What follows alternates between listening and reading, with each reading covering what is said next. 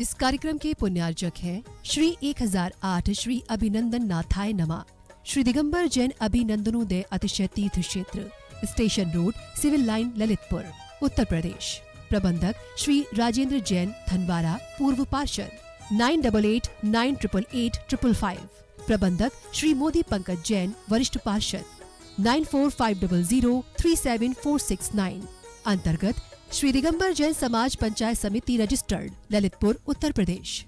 अध्यक्ष engineer Anil Jain, Anchal. 9415112333।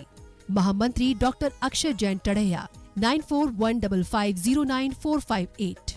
Senior manager Sharad Kumar Jain, Malaya, 7080732808। Bank का नाम सेंट्रल बैंक ऑफ इंडिया, शाखा SVJ inter college, Lalitpur, Uttar Pradesh, 284403। खाता नाम श्री पार्श्वनाथ दिगंबर जैन अतिशय क्षेत्र, क्षेत्रपाल मंदिर, स्टेशन रोड, ललितपुर। खाता क्रमांक 5269974732। IFSC code CBIN 0283297।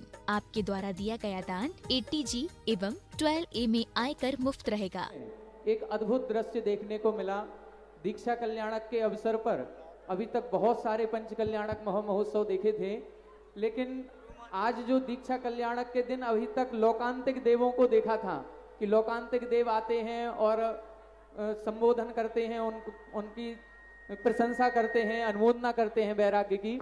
लेकिन आज जो 12 भावनाओं का दृश्य देखा, ये बहुत ही अद्भुत था कि एक एक भावना के लिए जो बच्चियां आई और उन्होंने जिस तरह से अपनी भावना रखी, ऐसा लगता था कि सैकड़ों प्रवचन एक तरफ थे, लेकिन वो एक अनित्य भावना, असरण भावना के ऊपर जो 4-4 लाइन बच्चियों ने बोली है, बहुत ही अद्भुत थी। अद्भुत प्रतिभा के साथ उन्होंने बोला। और एक और अद्भुत दृश्य लगा महाराज श्री, कई बार ऐसा देखा और सुना है कि जो ब्राह्मी और सुंदरी बनती हैं, वो कई सारी बेटियां व्रत लेती हैं। शताधिक बच्चियों ने भी व्रत लेकर के ब्राह्मी सुंदरी के रूप में किया है, लेकिन शायद हमें लगता कि ऐसा कभी नहीं हुआ होगा कि एक ही परिवार की 2 बेटियां हों और दोनों बेटियां ब्राह्मी सुंदरी बन जाएं। और उसमें भी आज जो 3 परिवार थे, 6 ब्राह्मी सुंदरी बनी, तीनों परिवार की दोनों बहनें रहीं। ये हमें लगता कि ऐसा शायद ही कभी हुआ होगा कि दोनों बहनें एक साथ ब्रह्मचर्य व्रत को अंगीकार करें, ब्राह्मी सुंदरी का रूप धारण करें, और जितने परिवार हैं उतने परिवार की सभी सगी बहनें हों। ये बहुत ही कम देखने में मिलता है।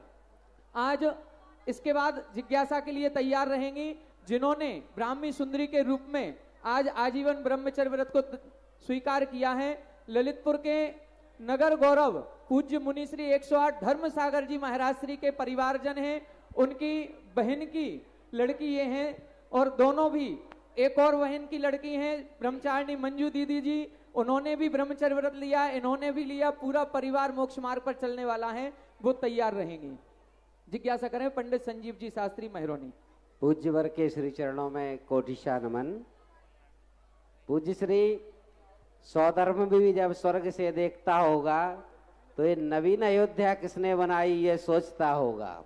आपने पूज्य श्री ऐसा ललितपुर वासियों को ऐसा एक अमोघ अस्त्र दिया है कि उनके भाव ऐसे बन रहे हैं कि आज तो इंद्र भी ये सोचता होगा कि किमिक्षक दान जो चक्रवर्ती देता है, ऐसे इस ललितपुर वाले जो मंडी वाले भोजन की व्यवस्था कर रहे हैं, और सारी व्यवस्थाएं ऐसी हो रही है, अभूतपूर्व हो रही हैं। और सुबह जो इंद्र लोग आते हैं पूज्य श्री, जब मैं कल 5:45 बजे आया तो मैंने कहा आज थोड़े आगे मिल जाएगा बैठने, और जब देखा तो मुझे 3000 इंद्रों के बाद बैठने को मिला। तो ऐसे इनके भाव बन रहे हैं ललितपुर वालों के, ऐसे उत्कृष्ट भाव कैसे बन रहे हैं और इसका क्या फल यहाँ पर मिलेगा। नमोस्तु गुरुवर। किसी भी चीज़ की जब महिमा पता चल जाती है तो व्यक्ति उस व्यक्ति वस्तु को पाने के लिए सब कुछ समर्पित कर देता है। जब से हम लोगों को मोक्ष की महिमा पता चली, तब से उसे पाने के लिए हमने सब कुछ समर्पित कर दिया। सबसे बड़ी चीज़ है महिमा का। वस्तु वही हीरा जमीन में कंकड़ों के बीच में पड़ा रहता है, कोई मूल्य नहीं होता। गधे के गले में बांध दिया जाए उसको कोई एहसास नहीं होता, लेकिन वही हीरा जब जोहरी के हाथ में पहुंचता है और वो दुनिया के सामने उसकी महिमा मंडित करता है, तो वही कंकड़ के रूप में जाने जाने वाला हीरा अनमोल हो जाता है। इसी प्रकार जब लोग धर्म की महिमा समझ लेते हैं और महिमा के समझने के बाद फिर उसको पाने के लिए वह सब कुछ समर्पित करते हैं, यही अर्थ है कि यह चतुर्मास में ललितपुर के लोगों ने धर्म की महिमा समझी है, उसका फल ये देखने में आ रहा है। नमोस्तु गुरुदेव। इसके बाद जिज्ञासा करें चौधरी रूपेश जी डबरा और तैयार रहें ब्रह्मचारिणी बहन विधि दीदी जी ललितपुर।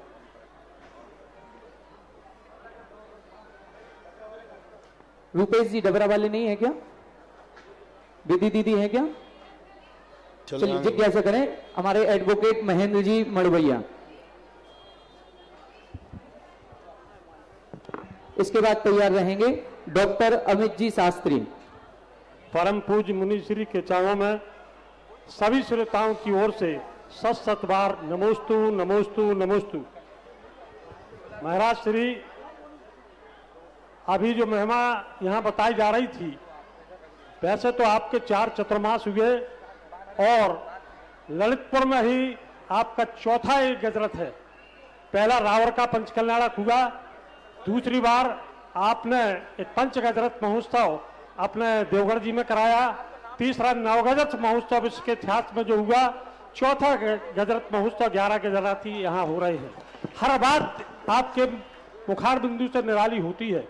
भगवान परसों आपकी जो वाणी खिरी उसमें लोगों ने इस बात का महत्व समझा कि साधारण इंद्र जो बने हुए हैं उनका भी कितना महत्व है। अगर ये ना होते तो इस पांडाल की शोभा ही नहीं होती। आपके मुखार बिंदु से ऐसी बातें सुनकर के आज पूरा ललितपुर का जितने लोग खड़े हैं बड़े ही हर्षोल्लास है और इतना उत्साह भर दिया है कि हम सब ने जाना कि हमारी भी कोई महत्ता है। बड़े इंद्रों का तो आपने महत्व बताई है, लेकिन छोटे इंद्रों के कारण आपका महत्व है, ये भी बताया आपने। अब सवाल इस बात का है कि पंच कल्याणक महोत्सव का प्रसंग है और ये पंच कल्याणक क्यों हुआ, इसके लिए 2 लाइनें कहता हुआ अपनी जिज्ञासा कर रहा हूं कि धनुष की शोभा नहीं होती यदि तीर ना होते। धनुष की शोभा नहीं होती यदि तीर ना होते और द्रौपदी अपनी लाज बचा ना पाती यदि श्री कृष्ण नहीं होते। द्रौपदी अपनी लाज बचा नहीं पाती यदि श्री कृष्ण ना होते और इस भूमि पर धरा पर अभिनंदन दो क्षेत्र नहीं बनते यदि परम पूज्य गुरुवर आप नहीं आते। ऐसा क्षेत्र आपने इस धरा पर बना करके इस बुंदेलखंड में ही नहीं भारत के इतिहास में अपना एक ललितपुर वालों का गौरवान्वित आपके मुखार बिंदु से हुआ है। इसी प्रकार जिज्ञासा जो मैं करने जा रहा हूं वो ये है कि आपके मुखार बिंदु से जो बात निकलती है, कई लोगों की तो अगर अधूरी बात सुने तो समझ में ही नहीं आती। आपने कहा, वैसे तो हम लोग अभी तक ये समझते रहे कि मनुष्य पर्याय पाना बड़ा मुश्किल है, लेकिन आपने 26 जनवरी को लोगों को बताया कि मनुष्य पर्याय मिलना, जैन कुल में पैदा होना और ललितपुर में पैदा होना तथा भारत में पैदा होना इतनी बड़ी बात नहीं है। जितना आप नियम और संयम के साथ करें तभी वो बड़ी बात होगी कि आपको पर्याय मिली। कहना मैं ये चाहता हूं कि महाराज जी आपने हम लोगों को वो मंत्र दिया है कि जो 6 महीने की गारंटी ली है, कोई कंपनी इस तरह की गारंटी नहीं लेती और उसका बदलाव हम लोग जो 6 महीने से लगभग लगातार प्रतिदिन सुनते आ रहे हैं तो देख भी रहे हैं। तो जिज्ञासा महाराज हमारी ये है कि आपने मनुष्यों को मानव बनने तक की कला सिखाई है। अगर मनुष्य साधारण जन्म लेने के बाद या जैन के यहाँ पैदा होने के बाद अगर उसमें जैनत्व तो नहीं आया तो बेकार है। कहने का अर्थ आपका ये था। तो हम अपनी जिज्ञासा ये कर रहे हैं कि महाराज श्री हम मानव को कैसे परखें, कृपया बताने की कृपा करें। 6 महीने में तो जो बदलाव आया वो हम लोग महसूस कर रहे हैं। तो ये है कि आपने कहा कि बड़े इंद्रों के साथ छोटे इंद्रों की महिमा। हमारे जैन दर्शन में कोटि 18 घोड़े छोड़े 84 लाख हाथी इत्यादि की जग संपत्ति छोड़ी जीर्ण तृण सम त्याग। इतने बड़े त्याग तीर्थंकरों के त्याग का भी वर्णन है और हमारे शास्त्रों में उसका भी वर्णन है जिसने कौवे का मांस छोड़ा है, उसकी भी महिमा गाई गई। चक्रवर्ती तीर्थंकरों की महिमा गाई गई तो एक दिन के अहिंसा व्रत की भी महिमा गाई गई। इतने महान संयम की महिमा गाने वाला जैन दर्शन एक छोटी सी एक मछली का त्याग कर दिया, उसकी महिमा में ग्रंथ लिख डाले। एक कौवे के मांस के त्याग में ग्रंथ लिख डाले। एक 14 की हिंसा के त्याग करने के लिए कमल बिछा दिए, देवता आ गए। एक 14 की हिंसा का त्याग करने वाले चंडाल की देवता जय जयकार करने आ गए। जिस दर्शन में तीर्थंकर जैसे, चक्रवर्ती जैसे सारा वैभव त्यागते हैं तब उनकी प्रशंसा होती है। तो ऐसा ही जैन दर्शन है। यहाँ एक छोटा सा भी कोई, मैंने पहले ही कहा था, आपको मालूम है कि इस पंचकल्याणक का उसको लाभ मिलेगा जिसने ये नहीं सोचा होगा मैं कुछ भी भागीदार नहीं बनूंगा। मैंने कहा था जो ये सोचे मैं कुछ तो बनूंगा, कुछ तो बनूंगा, चाहे भली वो कुछ भी रूप में हो, तो ये पंचकल्याणक उसके लिए फलीभूत होगा। वही बात प्रश्नों में कही। मानव के जीवन का सबसे बड़ा ध्येय होता है, कर्म ने उन्हें जो पर्याय सौंपी है उस पर्याय को सौंपने का कर्म का क्या अभिप्राय था। और कर्म का अर्थ है कि हमने जब ये पर्याय को चाहने योग्य परिणाम किया था तो हमने क्या सोच के किया था, उसका अनादर नहीं होना चाहिए। जैसे उदाहरण रूप में जैन कुल में तुम पैदा क्यों हुए, क्योंकि मरते समय तुमने भाव किया होगा, हे भगवान कहीं भी जन्म देना लेकिन किसी मांसाहारी कुल में जन्म मत देना। कहीं भी जन्म देना वहाँ जैन देव का मंदिर हो वहाँ जन्म देना। किसी भी गरीबी में जन्म देना, उस कुल में जन्म देना जिसमें मैं अभिषेक करने लायक बनूं।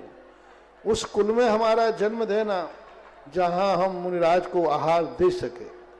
ऐसे भावना करके तुम मरे होगे तब कहीं जाकर तुम्हें जैन कुल में जन्म मिला होगा, अन्यथा जैन कुल में जन्म मिलने का कोई दूसरा कारण है ही नहीं।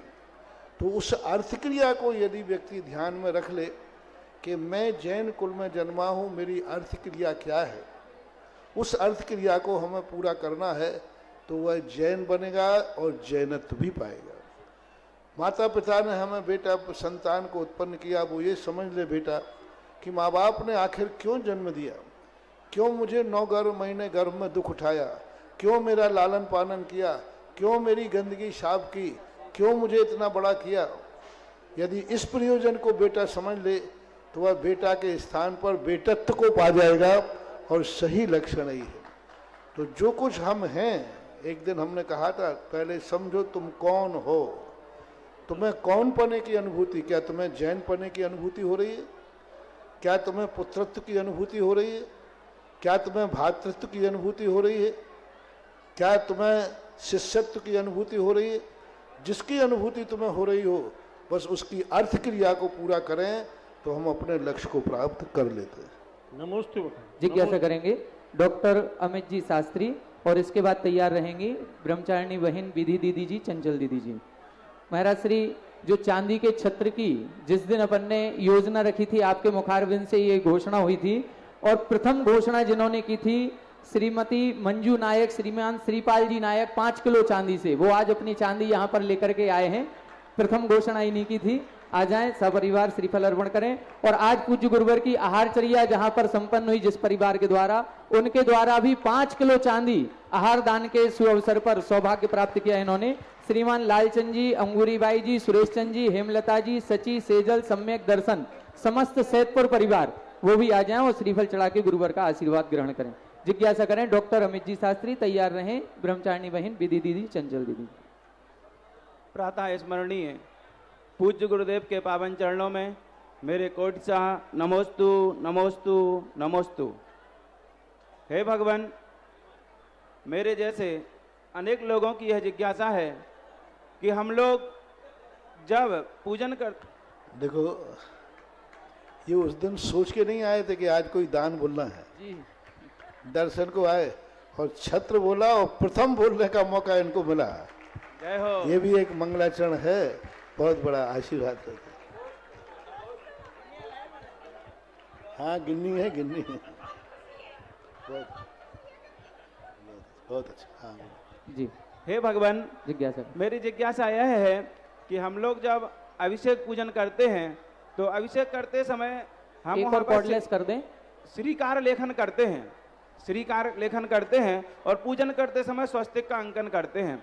तो भगवान हम यह जानना चाहते हैं कि जब हम उन बर्तनों को साफ करते हैं, पात्रों को, तो उसमें कोई हमको दोष लगता है क्या? नहीं दोष लगता, क्योंकि कोई भी चीज किसी पर्पस से की जाती है। पर्पस के बाद उसका विसर्जन होना ही, पर्पस के बाद उसका विसर्जन होना जरूरी है, इसलिए उसको मिटाने का कोई दोष नहीं लगता, क्योंकि अपना भाव है विसर्जन करने का, बाद में उसका अपमान न हो, इसलिए कोई दोष नहीं। नमोस्तु भगवान, नमोस्तु। जिज्ञासा करेंगे। ब्रह्मचारिणी आगे आ जाएं इधर। भैया माइक वाले आप माइक पहुंचाओ शीघ्रता से। दीदी को दे दो ना, विधि दीदी जी, चंचल दीदी जी। आज इनका सौभाग्य हुआ कि दीक्षा कल्याणक के दिन ब्राह्मी और सुंदरी बनने का इन्होंने सौभाग्य अर्जित किया। इनका पूरा परिवार इसी मोक्ष मार्ग पर चलने वाला है। नमोस्तु गुरुदेव।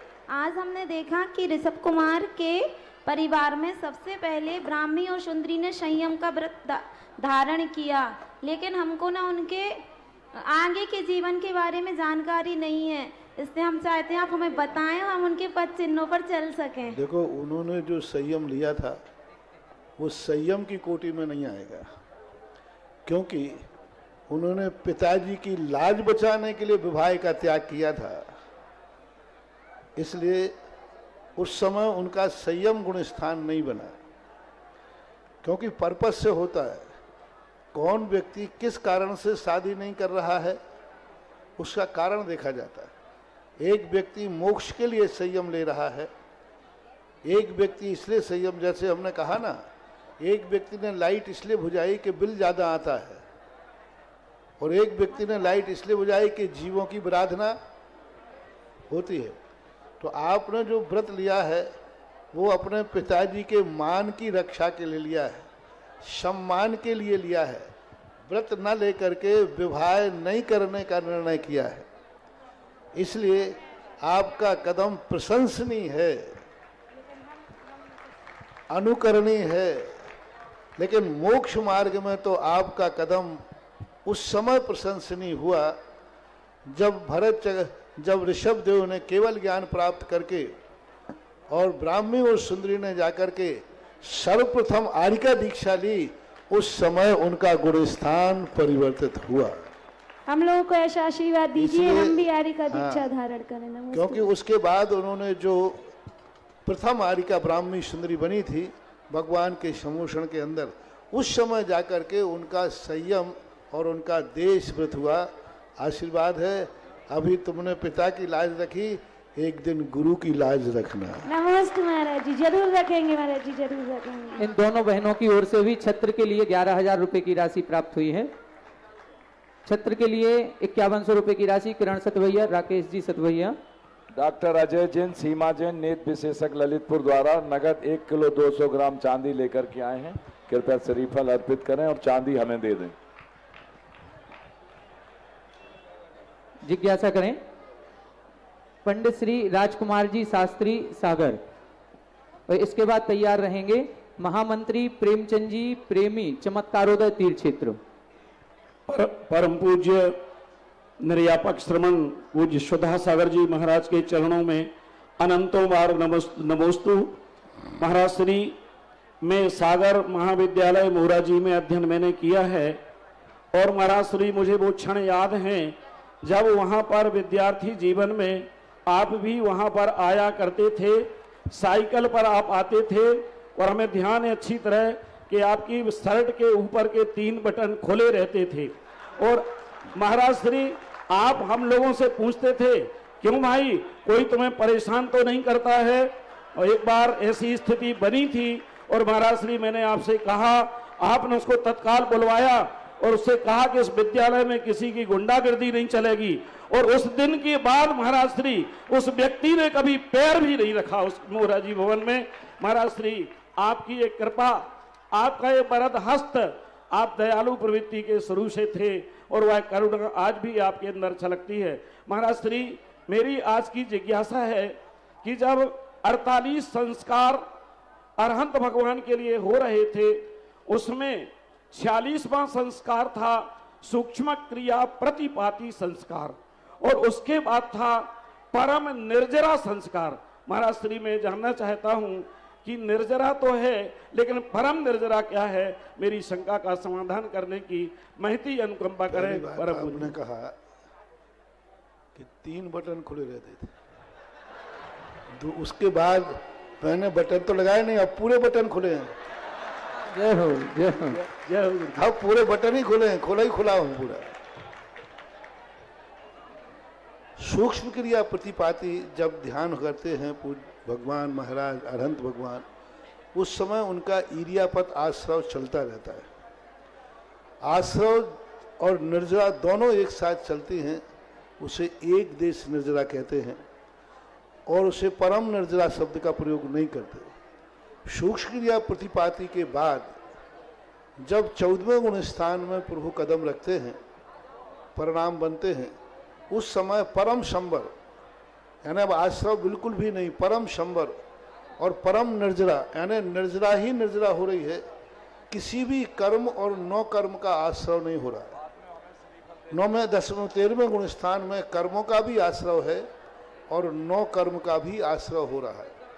सूक्ष्म काय योग में स्थित होते हैं जब भगवान बादर काय योग, बादर मनोयोग, बादर वचन योग को निरोध करके सूक्ष्म काय योग बचता है, उस समय भी ईरियापत आश्रव चल रहा है, इसलिए उसको परम निर्जरा नहीं की। 14वें गुण स्थान में जैसे ही पहुंचते हैं, परम संवर और परम निर्जरा ये टाइटल मिलता है। अर्थात आश्रव कर्म और नौ कर्म का जब पूर्णतः रुक जाता है, उसके बाद जो कर्मों की निर्जरा होती है उसे परम निर्जरा कहते हैं। छठ हेतु प्रसन्न कुमार ज्योति गारमेंट्स 5000 रुपए नगद, ये पकड़ो मनु।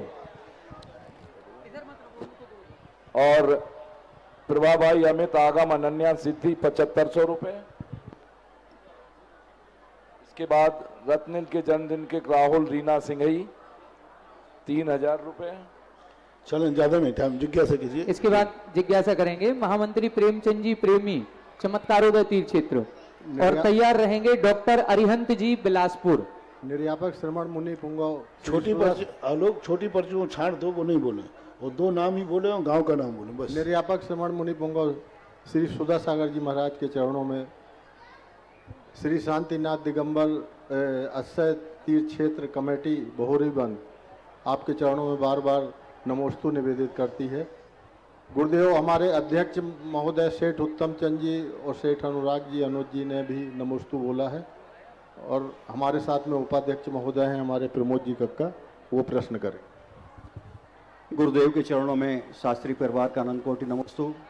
गुरुदेव, आपकी परिकल्पना और आपकी सोच, हम लोग तो जो स्वप्न देखते हैं वो कभी साकार नहीं हो पाते, लेकिन आपकी सामायिक में और आपके चिंतन में जो भी चलता है वो निश्चित पूर्ण होता है। आज उसकी परिकल्पना अभिनंदन तीर्थ क्षेत्र के रूप में साकार दिखाई दे रही है, और जहाँ जहाँ पे भी जो जो तीर्थ क्षेत्र में आपने जो परिकल्पना करी है वो पूर्णता की ओर है। हे भगवान, आपके पुण्य की हम सभी अनुमोदना करते हैं। भगवान, 4 घातिया कर्मों के नष्ट होने से 4 गुण प्रकट होते हैं, ऐसा सुना है। तो ये गुण स्थान में कैसे घटाएंगे कि कौन से गुण स्थान में कौन सा कर्म जाता है और कौन सा गुण प्रकट होता है? पहली बात तो जो आपने कही, मेरे चिंतन में आती हैं कल्पनाएं, योजनाएं, लेकिन साकार रूप देने वाला मैं नहीं होता हूं, साकार रूप देते हैं हमारे भक्त लोग। विशेषता ये है कि मेरे मन में आते ही मैं बोल ही नहीं पाता, उसके पहले दातार समझ देता है, भक्त समझ लेता है महाराज क्या सोच रहे हैं, और बोलने के बाद तो फिर ऐसा हो जाता है कि व्यक्ति समर्पित हो जाता है। और ललितपुर वालों ने ये आज विश्व का पहला इतिहास है जो एक ही समाज ने बाहर के समाज का आलम्बन लिए बिना इतना बड़ा तीर्थ 10 वर्ष में बना। जय हो, जय हो, जय हो। पूरा ललितपुर समाज का ही समर्पण पूरा, और एक समाज ने इतना बड़ा तीर्थ क्षेत्र बनाना, और वो भी पाषाण युक्त और इतनी विशाल स्थिति में, ये बहुत बड़ी बात है। ये आशीर्वाद हमने अपने भक्तों को यही देता हूँ कि मैं योजना बनाऊं और भक्त कार्यान्वित करे, क्योंकि योजना तुम बना नहीं पाओगे और कार्यान्वित मैं कर नहीं पाऊंगा, और दोनों में मिल जाए तो कोई कार्य असंभव नहीं होता है। नहीं है। जय हो गुरु। आप भी हमारे भक्तों में आते हैं, कटनी वाले भी, उनको भी मैंने एक अपनी योजना सौंपी है जिसका नाम है श्री चमत्कारोदय तीर्थ क्षेत्र, जिसका नाम है दूसरा चेतनोदय तीर्थ क्षेत्र। चेतनोदय ना है ना जी। चेतनोदय तीर्थ क्षेत्र कटनी और चमत्कारोदय तीर्थ क्षेत्र बहोरीबंद। ये 2 तीर्थ क्षेत्र एक ऐसी परिकल्पना, ऐसी योजना में हैं जिनको साकार करना है कटनी समाज को मुख्य रूप से। बिल्कुल। आसपास के लोगों के तो है ही, लेकिन कटनी जो बड़ी समाज होती है उससे ही अपेक्षाएं रखती है। तो ये 2 तीर्थ क्षेत्रों की परिकल्पना यदि कटनी जिले के अंतर्गत हो जाती है तो कटनी जिला भी एक दिन ललितपुर जैसी प्रशंसा का पात्र बन सकता है। नमोस्तु गुरुदेव। उसकी योजनाएं हैं, उसकी उम्मीद है, उसकी भवितव्यता है, बहुत बड़ी भवितव्यता कटनी वालों के पास है। जैसे आज ललितपुर वाले अपना मस्तक ऊंचा उठा करके और सारे जगत में एक आदर्श का काम कर रहे हैं और हर व्यक्ति इनकी प्रशंसा कर रहा है। यही प्रशंसा, यही आदर्श एक दिन कटनी समाज भी अपना मस्तक ऊंचा उठा सकती है। अब मैंने तो योजना बना दी, करना आप लोगों का आपका आशीर्वाद, आपका आशीर्वाद आप सबको करना है। 8 घातिया कर्मों के अनुसार जो कर्मों के अभाव में गुणों को प्रकट करने कहा है जी। ये पहली बात तो कोई मूल परंपरा नहीं है। सठखंडागमकार पूज्यवर पुष्पदन भूत बलि ने, कसाय पहोड़कार यति विश्व आचार्य महाराज ने इन सब की कोई चर्चा नहीं की। क्यों नहीं कर पाए? क्योंकि गुण, ये कर्मों का अभाव कहीं और हो रहा है, सुख कहीं और प्रकट हो रहा है। मोहिनी कर्म के अभाव से अनंत सुख की बात कही। मोहिनी कर्म का अभाव तो 10वें गुण स्थान में हो गया, लेकिन अनंत सुख वहां प्रकट नहीं हुआ। तो ऐसी कुछ बातें ऐसी बनती हैं जो अभाव के साथ जुड़ती नहीं। लेकिन किसी भी आचार्य ने कहा हो, कुछ सोच के ही कहा होगा, तो उसकी समष्टि ऐसी बैठालना चाहिए। कोई भी कर्म का अभाव हो जाए, लेकिन वह शक्ति दूसरे कर्म से प्रभावित होती है। भले किसी के लाभांतराय कर्म का बहुत क्षय उपशम है, बहुत क्षय, लेकिन भोगांतराय नहीं है तो करेगा क्या? भोगांतराय नहीं, लाभ तो मिल जाएगा लेकिन उसका उपभोग नहीं कर पाएगा। तो ये जो कर्म है एक दूसरे से जुड़े हुए हैं। ये जो गुण है ये एक दूसरे के निमित्तिक हैं। जैसे दर्शन गुण है, अब ज्ञान गुण बहुत अच्छा क्षय उपशम है, लेकिन दर्शनोपयोग का क्षय उपशम नहीं है। तो जब दर्शन ही नहीं होगा तो ज्ञानोपयोग क्या करेगा? तो गुणों का संबंध एक दूसरे से कनेक्टेड होने से, कर्मों का भी संबंध एक दूसरे से कनेक्टेड होने से, उनको गुणस्थान की विवक्षा में न लगा करके बिना गुणस्थान के लगाएं कि इस प्रकार का कर्म वो और उसका जो सहपाठी है, उन दोनों के अभाव होने पर, क्योंकि मोहिनी कर्म का अभाव 10वें गुण स्थान में हो गया, लेकिन अंतराय कर्म के अभाव न होने से अनंत सुख प्रकट नहीं हो पाया।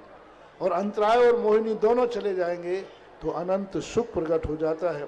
तो इनको गुणस्थान की विवक्षा में तो लगा भी नहीं सकते, लगाया भी नहीं, किसी भी आचार्य ने लगाया कि किस कर्म के उदय से कौन से गुणस्थान में कौन सा सुख प्रकट हुआ है, ऐसा आचार्य नहीं लगाया।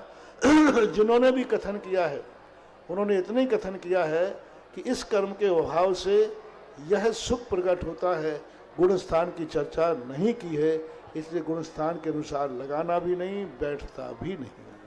नमोस्तु भगवान, बहुत बड़ी शंका का समाधान आज हुआ भगवान, नमोस्तु। इसके बाद जिज्ञासा करेंगे डॉक्टर अरिहंत जी बिलासपुर, तैयार रहेंगे श्रीमान विनोद जी, अध्यक्ष मुनि सेवा समिति बीना। आदरणीय पंडित जी दयाचंद जी शास्त्री बार परिवार द्वारा नगद 100 ग्राम चांदी जमा। 1 किलो चांदी हमारे पंकज भाई सिमरा, श्रीमती मुन्नी भाई, आकांक्षा जैन, पंकज, अंजुल परिधि, आगम जैन सिमरा वाले परिवार ललितपुर। छत्र हेतु 5100 रुपये श्री रवीन जैन, ममता जैन, टीकमगढ़ सिंगई परिवार। और श्रीमान अरविंद जैन, अल्पना आयुष जैन 11,000 रुपये नगद चांदी के लिए सिलगन वाले। और 475 ग्राम चांदी छत्र के लिए अनीता चौधरी, मुन्ना लाल चौधरी परिवार। 5100 रुपये श्रीमान चक्रेश कुमार, संजना, अभिषेक, अंकित, मानोसिया पिपरई परिवार। 5151 रुपये नगद राशि श्री प्रभा जैन, सिद्धार्थ सागर संस्कार पृथ्वीपुर। और 850 कहाँ है चांदी सर? देवोदय असीम भक्तांबर 55,555 रुपये। चंद्रलता जैन, स्वर्गीय श्री नरेंद्र अछरौनी वाले परिवार। देवोदय में श्री शशि प्रभा, प्रद्युम्न कुमार, मंजू लता जैन, प्रखर जैन, गांधीनगर परिवार। चंद्रलता स्वर्गीय नरेंद्र अछरौनी वाले ललितपुर। 401 संस्कार टावर इंदौर 51,000 रुपये। विजय जी की स्मृति में 5100 रुपये श्री विजय चंद्रा देवी। और देवोदय विधान में 3 अगस्त के लिए भी आपने अपनी मन बनाया है। आए जिज्ञासा करें। परम पूज्य मुनि श्री के चरणों में टीकमगढ़ से प्रतिष्ठाचार्य पंडित विमल कुमारी सौर्या परिवार और ललितपुर से सौधरविंद परिवार एवं बिलासपुर जैन समाज का त्रिकालवार नमोस्तु। महाराज श्री, मैं एक चिकित्सक हूँ और एक जैन विद्वान का बेटा हूँ। अभी बहुत सारे व्रतीजन जिन्होंने व्रत धारण किए हैं, अचानक उन्हें या तो ब्रेन स्ट्रोक हो जाए या कोई गुर्दे के मरीज हैं जो डायलिसिस नहीं कराना चाहते, अचानक बीमार हो जाएं। ऐसी स्थिति में जब वो स्वयं निर्णय नहीं ले पाते, उनके घर वाले परेशान रहते हैं कि अस्पताल ले जाएं कि हम घर में उन्हें कुछ कराएं। और ऐसे अभी 2 प्रकरणों से मुझे निर्णय लेने के लिए उन्होंने कहा कि डॉक्टर साहब, आप मेडिकल भी जानते हो और जैन दर्शन भी थोड़ा बहुत जानते हो, पर निश्चित तौर पे हमें भी असमंजस की स्थिति रही और अनिर्णय की स्थिति रही।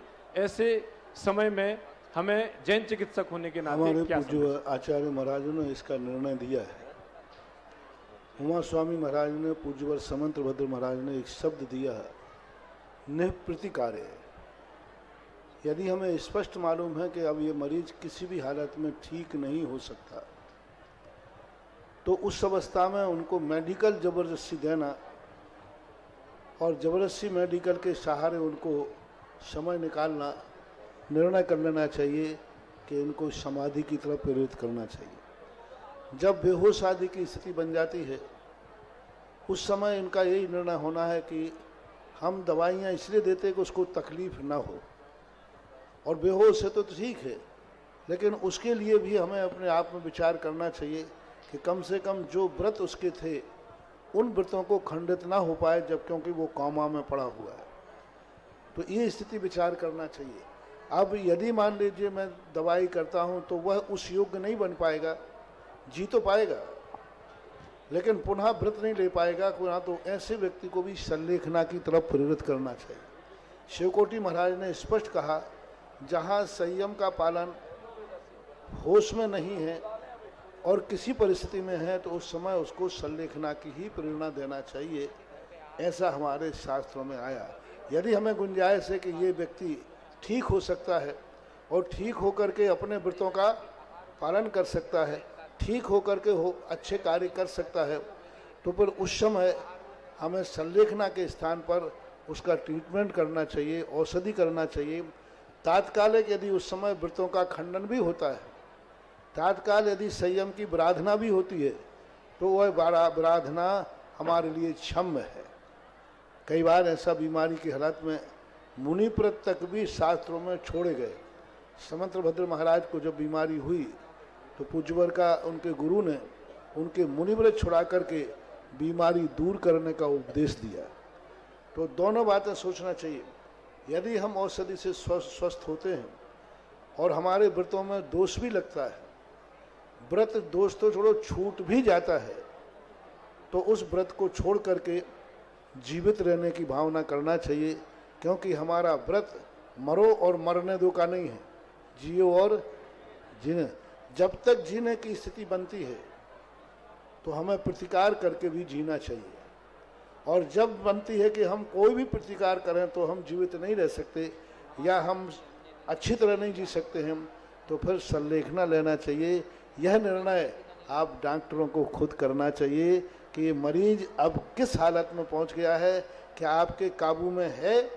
फिर महाराज काबू में लग भी रहा है और नहीं भी लग रहा है, तो फिर परसेंटेज कितने परसेंट, 50-50, 60-40, 70-30। फिर यदि ग्रास हमारा बचाने पे ज़्यादा जाता है तो ट्रीटमेंट करिए, और बचाने में कम जाता है नहीं, 70% तो नहीं बचेगा, 30% बचता है, तो फिर उसको संलेखना की प्रेरणा दे देना चाहिए। नमस्ते। क्या उम्र भी इसमें एक फैक्टर है कि कोई 70 साल के व्यक्ति को ऐसी बीमारी हो, कोई 50 साल के, ऐसा नहीं, तो उसको बीमारी होने के बाद वो क्या जी सकता है, क्या वो होश में रह सकता है, क्या अपने व्रतों को पालन कर सकता है, वह देखा जाएगा। तात्कालिक स्थिति, हाँ एकदम ही इतनी उम्र हो रही है कि अब उम्र जीवित रहना भी उसका कोई मायना नहीं रखता, तो उस समय उनको संलेखना की ही प्रेरणा देना चाहिए। नमोस्तु। जिज्ञासा करेंगे श्रीमान विनोद जी, अध्यक्ष मुनि सेवा समिति बीना। इसके बाद तैयार रहें ब्रह्मचारिणी संध्या दीदी जी, शैली दीदी जी और डॉक्टर वंदना दीदी जी। तीनों में से एक जन जिज्ञासा करेंगे। तीनों खड़े हो जाएं। 1 किलो चांदी इंजीनियर विमल संजीव कुमार प्रेरणा श्रीमती वैशाली राजीव जैन ममता नायक सुबोध नायक गदियाना परिवार ललितपुर द्वारा 1 किलो चांदी नगद ये दी है। दे दें। मेरे गुरुवर, मेरे भगवान, मेरे आराध्य के चरणों में त्रिकाल बाल भगवान नमोस्तु मेरी ओर से, मेरी बीना जैन समाज की ओर से। भगवान, मेरा प्रश्न है कि आज से 40 साल पहले घर का जो मुखिया रहता था उससे कहीं पूछ के जाते थे, ज्यादा से ज्यादा पड़ोस में भी कह के जाते थे कि भैया हमारे घर का ध्यान रखना, हम बाहर जा रहे। गुरुवर, आज स्थिति ये है कि एक छत के नीचे 4 भाई रह रहे, पता एक ही है पर किसी को किसी का पता नहीं है। जब पूछते हैं कि बड़े भैया कहाँ गए तो पता नहीं है कहाँ निकल गए। तो गुरु, मेरी जिज्ञासा ये है कि ये संस्कारों में कमी है कि पुण्य की कमी है, भगवान ये प्रथा कब लौटेगी? ये हमारी गलती नहीं है, ये आपके मोबाइल की और टीवी की गलती है। पाश्चात्य संस्कृति तुम 24 घंटे देख रहे हो। पाश्चात्य संस्कृति का रूल्स है यूज एंड थ्रो, काम अपना बनता भाड़ में जाए जनता, क्योंकि पाश्चात्य संस्कृति मानववादी है और मानववादी दृष्टिकोण हमेशा एकाकी होता है, वो सबसे दूर होता जाता है, उसको किसी से कोई लेन देन नहीं रहता। तो ये पाश्चात्य संस्कृति के संस्कार हैं, ये जितने जितने हमारे देश में बढ़ेंगे, हमारी प्राचीन जो स्वर्णमयी संस्कृति है वो तो वही वाली बात है। वो किसी ने एक गजल गाई है ना, वो भी एक जमाना था, ये भी एक जमाना है। नमोस्तु भगवान, नमोस्तु। गुलाबचंद, उमा, अनुराग, अमित, कल्पना 250 ग्राम चांदी हमारे मोहिनी परिवार द्वारा नगद। हुलास चंद जी सराफ, मुन्नी देवी सराफ, रचना टीकमगढ़ निवासी भोपाल प्रवासी 500 ग्राम चांदी नगद। ग्रहण जैन, राजीव जैन, तीर्थेश जैन वैद्य परिवार जिनके घर आज गुरुवार के चरण पड़े, उन्होंने भी 1 किलो चांदी छत्र के लिए देने की घोषणा की है। और हिमांशु जैन, अरुण जैन लागोन वाले 5100 रुपये। अनिल कुमार, आकाश बाबू गुफा वाले, अनिल कुमार ऋषि, अक्षत सिंगई गोना परिवार 1 किलो चांदी की घोषणा इन्होंने की है। बहुत ही हमारे साइलेंट वर्कर हैं ये। श्रीमती सुधा बीरेन जैन, अनमा डिप्टी कलेक्टर मध्य प्रदेश शासन 25,000 रुपये चांदी छत्र के लिए। श्रीमती विद्याबाई जैन, श्रीमती मनोज सतीश अभिनंदन 13 फरवरी भक्तांबर पाठ के लिए। श्री देव कुमार कल्पना जैन 21,000 रुपये छत्र के लिए। श्री प्रियांशु जितेंद्र गौरव दीपिका अनीता 11,000 रुपये पृथ्वीपुर, 11,000 रुपये षष्ठी नजा की ओर से चांदी। पुष्पा नजा की ओर से 5,000 रुपये। विनोद संगीता सागर 5100 रुपये। नवकार जैन रूमाल वाला परिवार नागपुर 850 ग्राम चांदी। छत्र 121 ग्राम चांदी हेतु जयंत हर, सुमन प्रिया, अणिमा परिया परिवार सागर 20,000 रुपये। श्री संतो ऋषभ किराना, विशांत विवेक, अंकित किसलवास वाले सतोदय सेरोन जी के लिए। आराध्या जैन रूमाल वाला परिवार नागपुर 850 ग्राम चांदी। ऋषभ कुमार, किरण, विश्वास, विवेक, अंकित किसलवास वाले 250 ग्राम चांदी। श्री नंदिनी जैन सागर, ऊपर क्यों आ रहे लोग आगे? आप लोग ऊपर नहीं आए कोई भी? इतवारी टोरी बड़ा बाजार सागर। नहीं नहीं, ये गलत बात है, ऊपर वही रोकिए। सब लोग आ जाए इधर, श्रीफल अभी नहीं चढ़ेगा जिज्ञासा में। जिज्ञासा में अब कोई भी ऊपर नहीं आएगा, नाम बोले नीचे से ही नमोस्तु कर लें केवल। नंदिनी जैन सागर इतवारी और दिनेश कुमार बेबी जैन बीतरा गारमेंट जबलपुर 5100 रुपए नगद।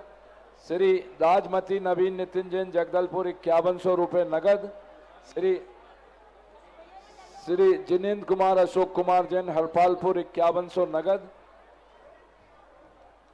श्री आशा जैन जबलपुर नगद रुपए।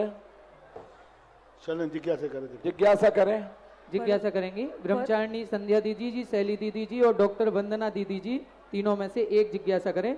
और इसके बाद तैयार रहें ब्रह्मचारिणी सविता दीदी जी, चंदा दीदी जी और हेमा दीदी जी कर्नाटक। परम पूज्य निर्यापक श्रमण मुनि श्री सुधा सागर जी महाराज के चरणों में मेरा, मेरे परिवार की तरफ से एवं पूरे स्वाध्याय मंडल की तरफ से आपको बारंबार नमोस्तु नमोस्तु नमोस्तु। महाराज श्री, मैं 12 वर्षीय पाठ्यक्रम की छात्रा हूँ, मैं उसकी परीक्षा दे रही हूँ। अभी पंचम वर्ष में जैसे जैसे आगे का कोर्स आ रहा है तो 2 विषय रखे जाते हैं। तो जैसे अभी 2 विषय रखे, हम लोग उसका पूरा अध्ययन करते हैं, लेकिन कठिन विषय होने के कारण हम लोग उसका अच्छे से पूरा सब्जेक्ट नहीं कर पाते हैं। तो महाराज श्री, हम चाहते हैं और पूरे स्वाध्याय वालों की तरफ से कि यदि हम लोग को एक एक विषय यदि उसका मिले तो हम उसका अच्छे से अध्ययन करके और उसका परीक्षा दे सकें। मैं इतने में ही द्वारा कम से कम वो विषय आपने पढ़ा और वो विषय कठिन है, इतना ज्ञान तो हो गया, स्वाध्याय सफल हो गया। पहले तो तुम्हें यही मालूम नहीं था कि ये कोई विषय है भी कि नहीं है, ये कोई शास्त्र है भी कि नहीं। कम से कम इतना ज्ञान तो हुआ कि हमारे यहाँ एक ऐसा शास्त्र है जो बहुत कठिन है और बहुत बड़ा है। तो ये ज्ञान होना भी, यदि हम धीरे धीरे करके कोर्स को कम करते जाएंगे तो पूरी जिंदगी में भी पूरे शास्त्र नहीं कर पाएंगे। इसलिए मेरा उस समय भाव ये था, कम से कम भले अपन को जितना समझ में आए उतना ठीक है, लेकिन कम से कम ग्रंथ का गौरव तो हमें पता चलता है, उसके अंदर क्या विषय है ये तो हमें ज्ञान पता चलता है। त्रिलोक प्रणति अच्छे अच्छे लोगों को समझ में नहीं आती, लेकिन पढ़ने के बाद ये पता चलता है कि हमारे यहाँ भी गणित है। और कोर्स को यदि कम करते जाए तो ग्रंथ कम होते जाएंगे और आगे कम से कम वे मुख्य ग्रंथ तो 12 वर्ष में पढ़ ले में जो ग्रंथ जी 12 वर्ष की जगह उसको और बढ़ा दिया जाए। महर्षि, उस ये 12 वर्षीय का पाठ्यक्रम का पूरा स्वाध्याय हमारे साथ में जो संध्या दीदी खड़ी हुई हैं, पूरी 50 महिलाओं को उसका स्वाध्याय करा रही हैं। और पिछले वर्ष 2nd नंबर मनीषा जैन का तत्वार सूत्र में स्वाध्याय मंडल से लगा हुआ था। बहुत अच्छा है। और महर्षि, मेरा एक छोटा सा है, मैंने सप्तम प्रतिमा के व्रत ग्रहण की अभी आचार्य से पटनागंज में, तो मैं उसका निर्बाध रूप से तो पालन कर रही हूँ और घर में रहकर और उसका अच्छे कैसे पालन कर सकूं। अच्छा पालन करो, सभी को मालूम है जितना अपने व्रत हैं सप्तम प्रतिमा आराम से गृहस्थी में पल सकती है। आशीर्वाद। जिज्ञासा करेंगी ब्रह्मचारिणी सविता दीदी जी और इसके बाद तैयार रहें अभिषेक जी, पीएस परिवार बेगमगंज। स्वर्गीय श्री अशोक कुमार एडवोकेट की स्मृति में श्रीमती सुधा, इंजीनियर अनुराग, अभिजीत, मोनल, सुभाषपुरा 260 ग्राम चांदी और अभिनंदनोदय में असीम कालीन बत्तांबर पाठ। ए बहते बहते सिंधु बने, ए चलते चलते राह बने, ए सहते सहते धरा बने, ए चरण सभी की चाह बने, ए चरण सभी की चाह बने।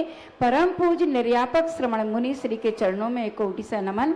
मुनि श्री एक जिज्ञासा भी सुदर्शन चरित्र पढ़ रहे थे, उसमें राजा का वर्णन आया कि राजा के पास 3 शक्तियां होती हैं। वो 3 शक्तियां हैं, प्रभु की शक्ति, मंत्र शक्ति और उत्साह शक्ति।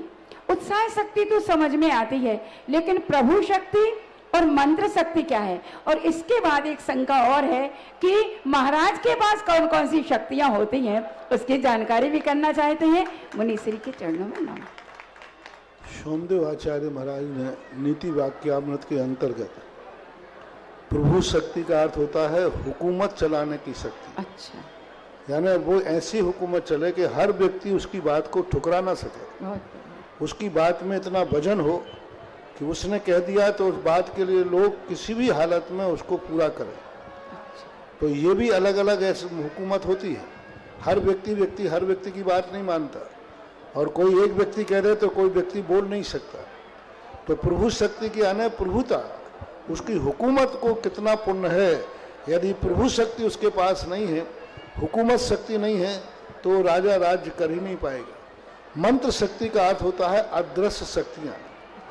कोई ना कोई राजा को ऐसी शक्तियाँ प्राप्त होना चाहिए जिस समय वो समस्त प्रकार के यंत्र विद्या में, शस्त्र आदि में फैल हो जाए, तो उसके पास एक ऐसी अध्यात्म अंतरंग शक्ति होना चाहिए जिसका आलम्बन लेकर के वो पुनः अपने आप को पुनः समर्थ बना सके। हर राजा के लिए साधना के संबंध में सोमदेव ने भी लिखा, चाणक्य ने भी लिखा, और शास्त्रों में भी आया। भरत चक्रवर्ती, श्री कृष्ण वगैरह नारायण प्रति नारायण थे, इनके पास सुदर्शन चक्र था, फिर भी यार इनके पास मंत्र शक्ति इनको थी। पूज्यवर जिनसेन स्वामी महाराज ने महापुराण में लिखा कि जब भरत चक्रवर्ती विजय प्राप्त करने का प्रस्ताव रखते हैं, तब भरत चक्रवर्ती ने उसके पहले 9 दिन का उपवास करके मंत्र शक्ति की।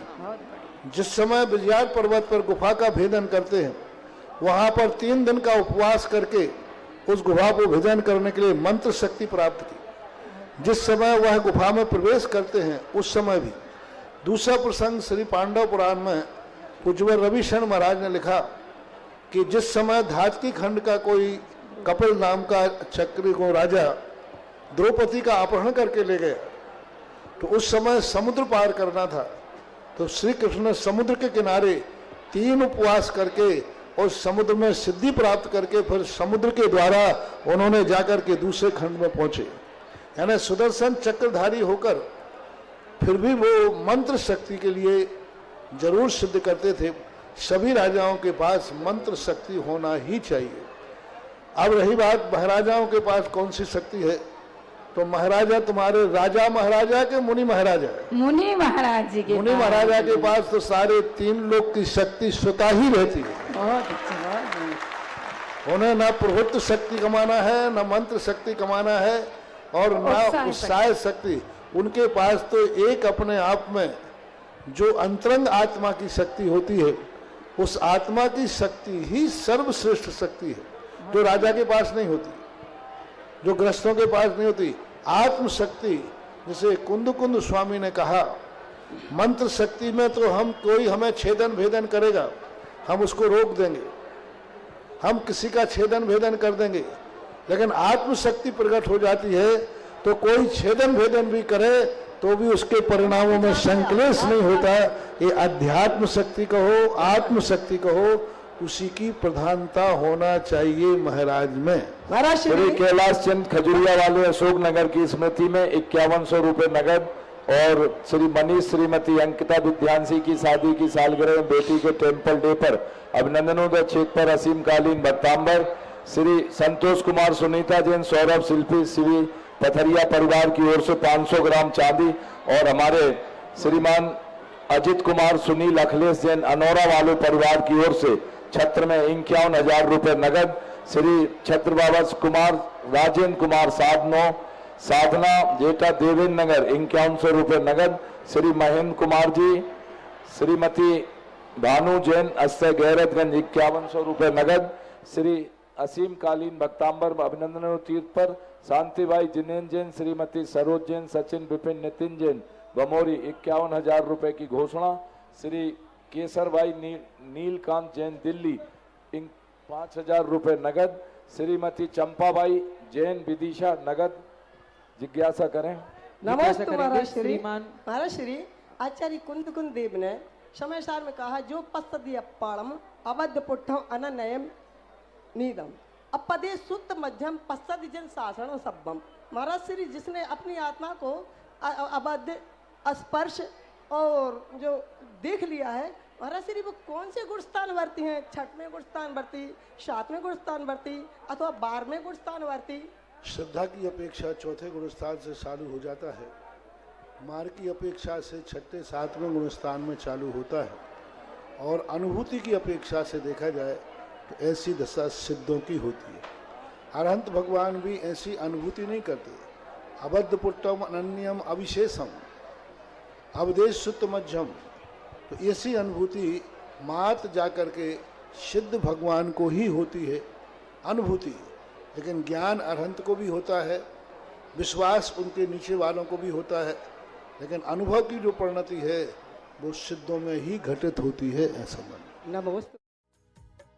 इस कार्यक्रम के पुण्यार्जक थे श्री 1008 श्री अभिनंदन नाथाय नमा, श्री दिगंबर जैन अभिनंदनोदय अतिशय तीर्थ क्षेत्र, station road, civil line, Lalitpur, Uttar Pradesh. प्रबंधक श्री राजेंद्र जैन, धनवारा, पूर्व पार्षद, 9889888555।